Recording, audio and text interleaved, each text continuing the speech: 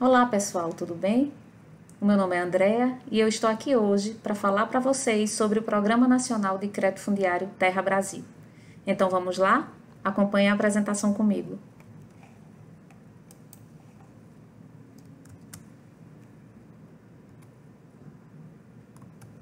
Vamos iniciar com o arcabouço legal do programa. O Programa Nacional de Crédito Fundiário, ele está no Manual de Crédito Rural, no capítulo 12, Programas Especiais, na seção 1A, Fundo de Terras da Reforma Agrária Mais. Falando mais sobre o arcabouço legal, ele surge com a publicação da Lei Complementar 93 de 1998, que foi regulamentada pelo Decreto 4892 de 2003. Existem outras legislações que são importantes também, como o Decreto 6672 de 2008, que institui o Subprograma de Combate à Pobreza Rural, que são recursos oriundos do Orçamento Geral da União, recursos de SIC para investimentos comunitários e não reembolsáveis. O Decreto 10.126 de 2019, este bem recente, atualizou e trouxe algumas modificações no Decreto 4892. Ele já está atualizado de acordo com o 10.126. Também temos o Regulamento Operativo do Fundo de Terras da Reforma Agrária e o Manual de Operações do Programa, além de normas de execução específicas que trata de assuntos mais detalhados do programa. Falar um pouco agora sobre a abrangência nacional. No mapa aí ao lado, vocês podem observar todos os municípios que estão em verde, que nós temos contratos do Programa Nacional de Crédito Fundiário. Ele tem atuação em 21 estados, como também no Distrito Federal. São mais de 2.000 municípios já atendidos pelo programa, que são exatamente esses, como eu falei, pintados em verde. Mais de 142 mil famílias beneficiadas, mais de 3 milhões de hectares financiados e 3,9 bilhões de recursos investidos. 52 mil famílias que acessaram recursos de SIC e mais de 595 milhões de recursos de SIC investidos no programa. Ao lado, vocês observam uma tabela com todos os estados, o número de famílias e número de contratos. Vamos falar agora um pouco sobre o Fundo de Terras. Como eu já falei para vocês anteriormente, ele foi criado pela Lei Complementar 93 de 98. E seu artigo 1º diz que é criado o Fundo de Terras da Reforma Agrária Banco da Terra com a finalidade de financiar programas de reordenação fundiária e de assentamento rural. Então, o recurso do Fundo de Terras vai estar no BNDES, que repassa recursos com autorização do órgão gestor para os bancos públicos que hoje contratam as operações de crédito fundiário, sendo eles o Banco do Brasil e o Banco do Nordeste. Uma visão geral sobre o programa. Trata-se de uma política pública que promove o acesso à terra e a investimentos básicos por meio de concessão de crédito em condições subsidiadas, taxas de juros diferenciadas, prazo para pagamento, carência, que nós vamos ver melhor num gráfico, numa tabela específica para que vocês entendam essas linhas. Os objetivos do programa: promover o acesso à terra, a produção agropecuária, geração de renda, autonomia do produtor e sucessão rural. As fontes de recursos: a principal delas, como a gente já falou, é o Fundo de Terras da Reforma Agrária, porém também do Orçamento Geral da União, que são recursos de SIC, do Subprograma de Combate à Pobreza Rural. O público-alvo: quem pode acessar o crédito fundiário? Trabalhadores rurais, preferencialmente os assalariados, parceiros, poceiros e arrendatários. Precisa-se comprovar 5 anos de experiência na atividade agropecuária. Não pode ser proprietário de terra ou, caso seja, que tenha pouca terra. E tem que comprovar os limites de renda e de patrimônio previstos no manual do programa, como também no manual de crédito rural, especificamente.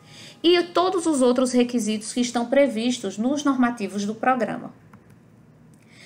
Os imóveis que são passíveis de aquisição. Eles têm que ser produtivos, estarem abaixo de 15 módulos fiscais e que não se sobreponham com áreas indígenas, áreas ocupadas por quilombos, de unidades de conservação ambiental e proteção integral, unidades de uso sustentável de domínio público, como também áreas de preservação permanente de reserva legal.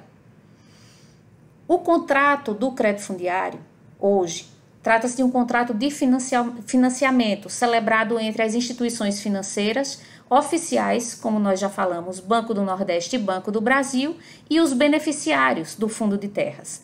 É um contrato particular com força de escritura pública. Isso foi um ganho para o nosso beneficiário e está previsto na Lei 12.873 de 2013.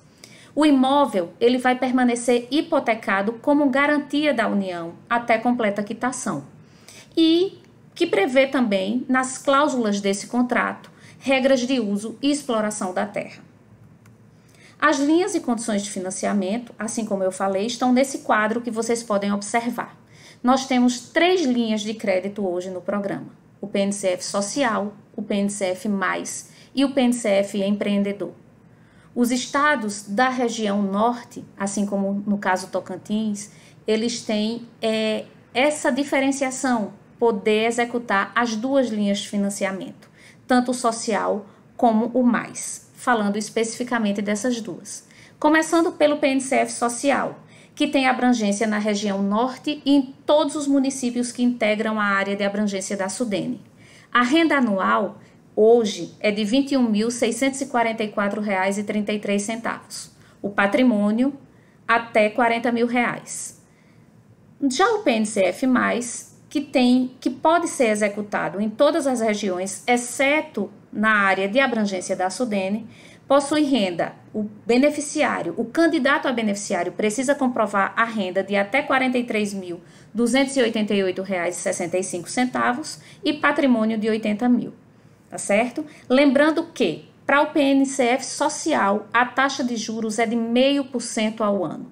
Para o PNCF+, 2,5% ao ano, com bônus de adimplência de 40% e de 20% para o PNCF social e PNCF+, respectivamente.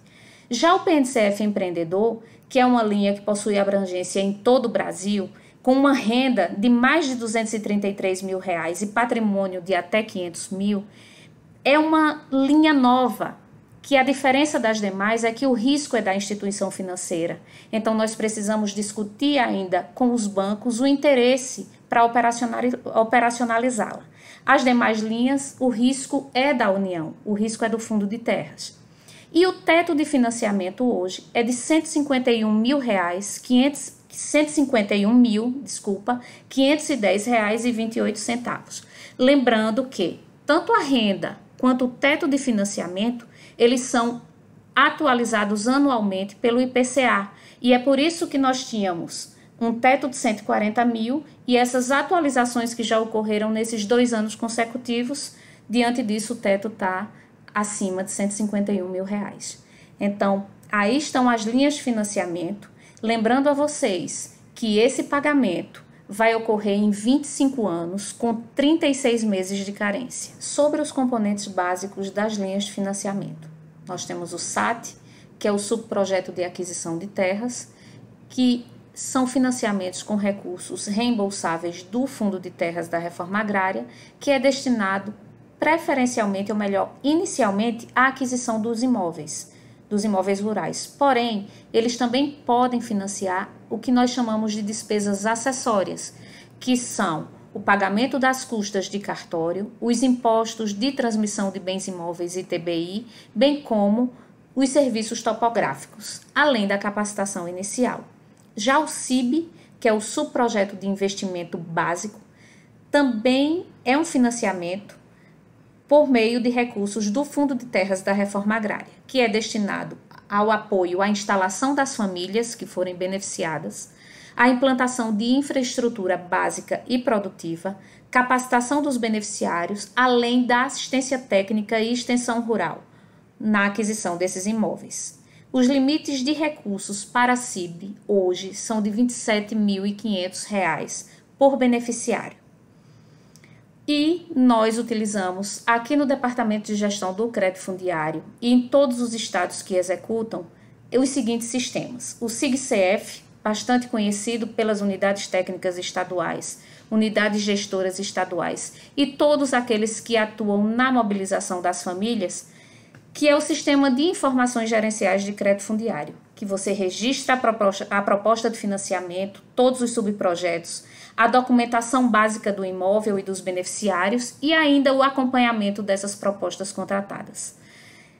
Uma novidade é o CET, que é o Cadastro das Entidades e Técnicos, tá? Que está disponibilizado no portal que vocês podem observar na apresentação, que vai registrar as entidades e técnicos que vão atuar no programa e emitir também certificados e relatórios. Esses são os sistemas de uso atual no programa.